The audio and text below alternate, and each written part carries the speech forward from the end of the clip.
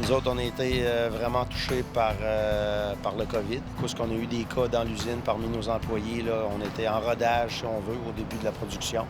Donc, on n'était pas encore en pleine période de pointe, si on veut, mais quand même, on a fini avec un nombre de 7 employés là, qui étaient positifs au COVID. Donc, on a dû fermer les portes par mesure préventive pendant 14 jours. Mais jamais on n'aurait pensé qu'un virus serait venu les rattraper aussi rapidement et les mettre en danger, évidemment, au niveau de leur entreprise. Et bon, comment ils vont réagir à cela? Faut voir comment on va passer la prochaine année. Donc, c'est la prochaine saison, celle dans laquelle on est.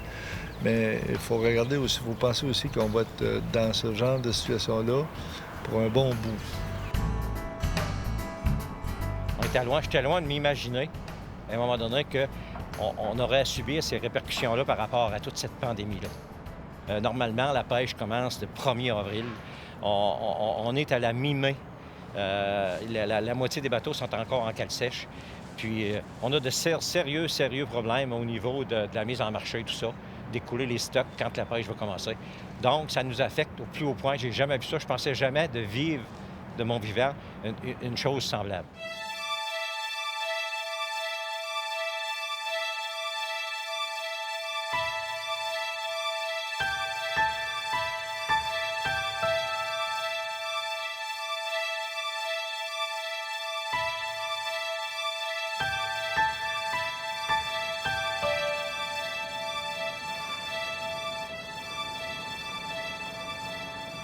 La crise du COVID, c'est malheureux que ce soit arrivé en 2020, même si personne n'a le contrôle là-dessus, mais ses impacts, ses répercussions sur notre industrie sont incroyables. Autant on était sur une bonne lancée dans les dernières années, même s'il y a certains secteurs d'activité qui en arrachent plus que d'autres, je veux dire, la fermeture des marchés de référence à cause justement de la pandémie, a eu des impacts sur la mise en marché de nos produits justement en début de saison.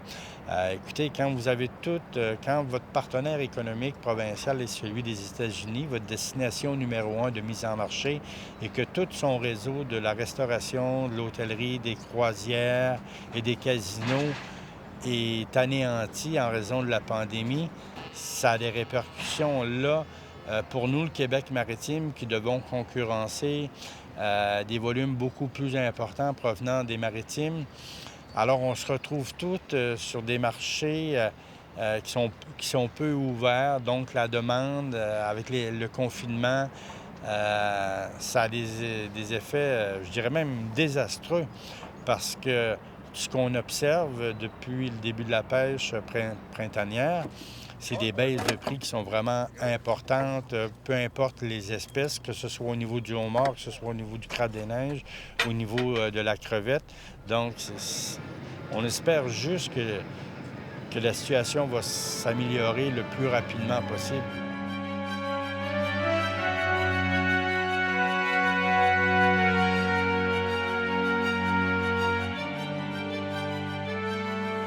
Si c'était à refaire, je crois qu'on prendrait vraiment la même décision. Ça a vraiment rassuré, si on veut, la population. Puis de notre côté aussi, on sait que la force de l'usine, c'est les employés, c'est les ressources humaines. Tout le monde était vraiment inquiet, les employés, la population. Donc ça a quand même, si on veut, rassuré puis remis les gens en confiance. Puis aussi nos employés là, qui étaient vraiment nerveux de se rendre à la job quand tu sais qu'il y a des cas dans ton usine. Donc, ça a mis tout le monde, là, en plus, si on veut, en sécurité par confiance envers nous. Que ce qu'on veut pas, c'est associer, si on veut, un virus, une contamination, une éclosion. C'est la dernière chose que toute compagnie veut. Mais on a pris des actions, là, je dirais, de la sécurité, de contrôler l'accès sur la propriété, les déplacements à l'intérieur de l'usine. Après ça, c'est tous les équipements de protection personnelle, que ce soit les masques, les visières, les casques, les séparateurs en plexiglas dans tous les postes de travail où c'était pas possible d'avoir la distance de 2 mètres. On a été même à louer des roulottes de chantier pour avoir plus d'espace pour les périodes de pause, de façon à distancer les gens le plus possible. Des agents de sécurité pour vérifier que toutes les mesures, les normes qui sont en place soient respectées. Alors, à présent, chaque fois qu'ils reviennent du lieu de travail, mais il faut leur désinfecter les mains. Et eux autres, ils peuvent juste enlever leur masque au moment où ils vont commencer à dîner. Puis aussitôt qu'ils se lèvent, pour moindrement aller aux toilettes ou peu importe, il faut garder le masque, avoir la visière le plus possible, surtout sur le lieu de travail, pour éviter la contamination.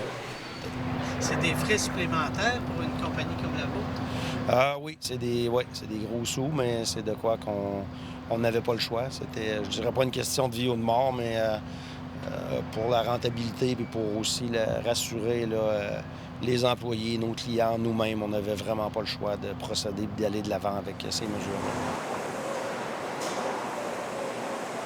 On n'a pas de contact avec les clients, tout se fait par Internet.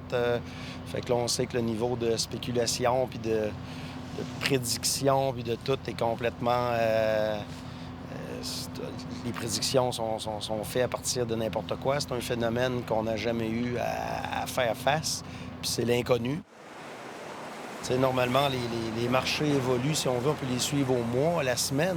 Mais là, de jour en jour, c'était pas du n'importe quoi, mais là, ils ferment les frontières, ferment l'accès aux travailleurs étrangers. On réussit à re-permettre les travailleurs étrangers. Finalement, changement encore un autre papier du côté de l'immigration qui ne peut pas arriver à temps. Donc, finalement, on annule les travailleurs étrangers.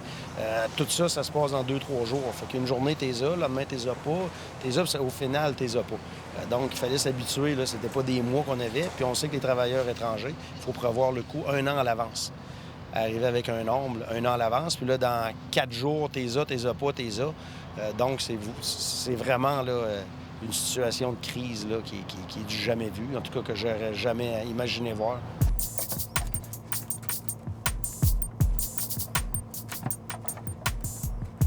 Le premier débat qu'on a eu, c'était d'essayer de comprendre pourquoi on avait catégorisé la pêche comme étant un besoin essentiel, et notamment la pêche au homard, parce que tout le monde sait que le homard, c'est un produit quand même qui se vend pour le luxe.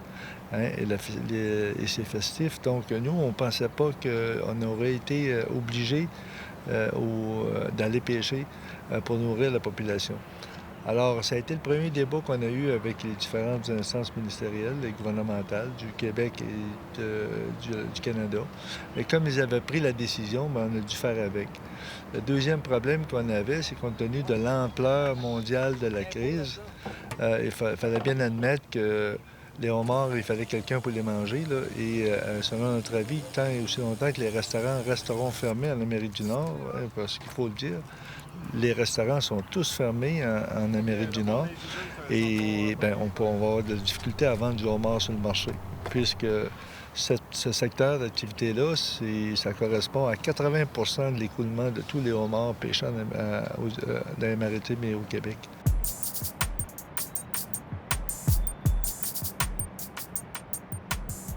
On est 600 pêcheurs maintenant de homards. 325 aux îles de la Madeleine, 160 en Gaspésie en comptant les bandes autochtones, une quinzaine en Anticosti et le restant viennent de la côte nord du Québec, cette île Bécomo.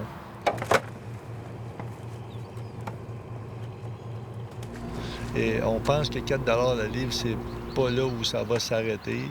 Ça va descendre plus que ça, à notre avis. Tant et aussi longtemps, et on le dit, tant et aussi longtemps que les restaurants n'ouvriront pas, on va avoir de la difficulté à écouler notre homard en Amérique du Nord parce que 80 des homards sont écoulés dans les restaurants, les grandes chaînes, les paquebots, les bateaux et aussi dans les casinos.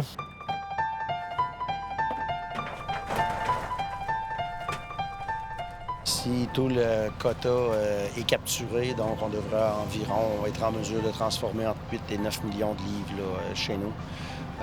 Par contre, c'est pas une certitude. Là. On a un autre problème. Bien, pas un problème, on a un autre facteur qu'on doit composer avec aussi, soit les baleines noires, fait que soit qu'on fait face à une bactérie qu'on peut pas voir ou l'autre qu'on peut beaucoup voir. Donc, c'est On est pris entre les deux, donc on a une date de fin là, pour ce qui est du crabe, qui est le 30 juin avec l'arrivée des baleines. Puis il y a déjà des fermetures de jaunes qui sont en cours. C'est ce qui est dommage, ce qui n'est pas dommage, mais la nature est ainsi faite. Les baleines se retrouvent, là, on dirait, chaque année dans les fonds où il y a le plus de crabes en abondance.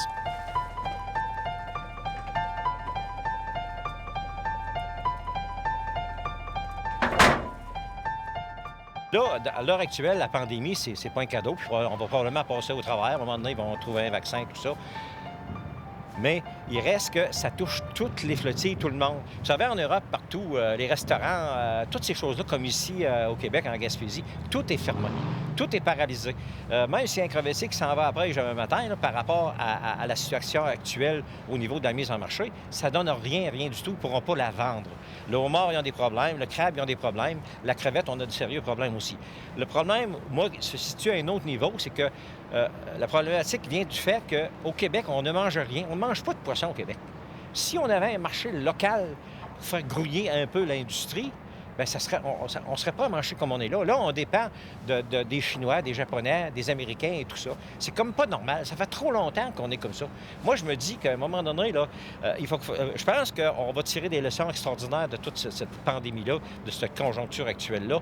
Il va falloir penser autrement, il va falloir voir la pêche autrement, puis même, à la limite, repenser la pêche.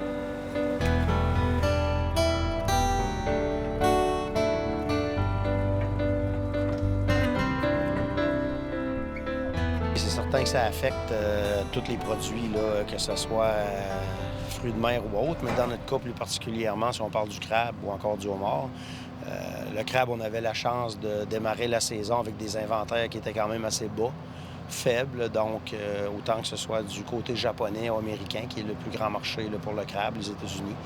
Avec le report de la saison, puis un petit peu, si on veut, de retard qui était là, dû à la météo ou à l'apparition du virus. Donc, il y a des choses qui sont replacées sur le côté américain. On sait aussi que les consommateurs, si on veut, c'est un petit peu les canaux de distribution qui sont changés. Ce qu'on a pu accès, un gros marché pour le crabe et le homard, des produits de luxe, ça se retrouvait sur les croisières, dans les restaurants ou encore dans les casinos. On sait que ces trois grands consommateurs-là ne sont plus là présentement. Donc, on doit s'en remettre à 100 dans les supermarchés.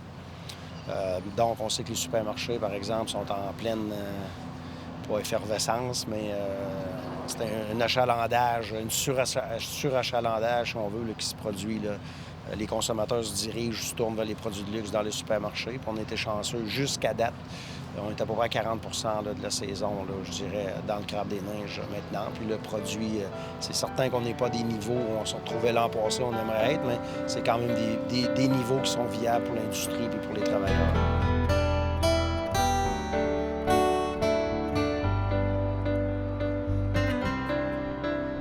Vous savez, les homardiers ont commencé à pêcher. J'ai de la misère à croire qu'on peut observer cette chose-là, la distanciation sociale, à bord d'un petit bateau de 35-40 pieds. Mais il reste que les gens sont partis à la pêche parce qu'on a un besoin de ça. Mais nonobstant toutes ces choses-là, tant et aussi longtemps que ça ne sera pas réglé, on va être assujetti à toutes sortes de règles qui viennent déranger le quotidien, surtout au niveau de la pêche. Vous savez, les bateaux sont à moitié sur le slip, ils sont prêts. Pourquoi les gens ne vont pas à la pêche? Parce que quand tu iras à la pêche, tu vas faire quoi avec ton produit, ta crevette, surtout nous autres, c'est au nord? Ils ne savent pas. Ça négocie tranquillement. Puis je comprends, à la limite, l'industrie de la transformation aussi, ils sont pris avec des marchés qui sont plus là. Refaire les marchés de matin, ça ne se fait pas dans une saison. Ça va être beaucoup, beaucoup plus long que ça. Mais si au moins la pandémie est passée, ça va peut-être aller un petit peu plus vite. Mais vraiment, vraiment, on est pris avec de sérieux problèmes, puis je ne sais pas comment on va s'en sortir.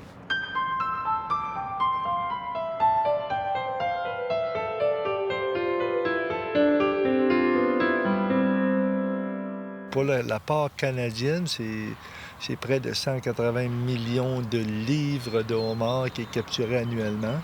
Si on rajoute la part américaine, autour de 130 millions, donc on est à 300 millions de livres de homard qu'on doit écouler à chaque année sur le marché intérieur, sur le marché nord-américain et évidemment en Asie et en Europe.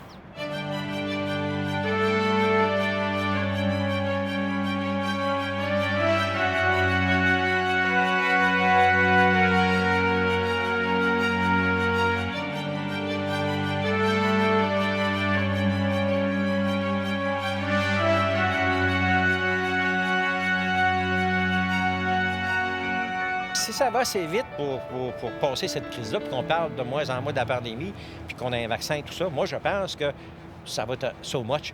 Mais si ça dure trop longtemps, ça peut être néfaste pour notre industrie, vraiment, vraiment, vraiment. Parce que si les Japonais, les Chinois, les Australiens, les Américains achètent plus notre crabe, notre crevette, notre homard, si les marchés sont plus là, vous savez, on va avoir de sérieux problèmes.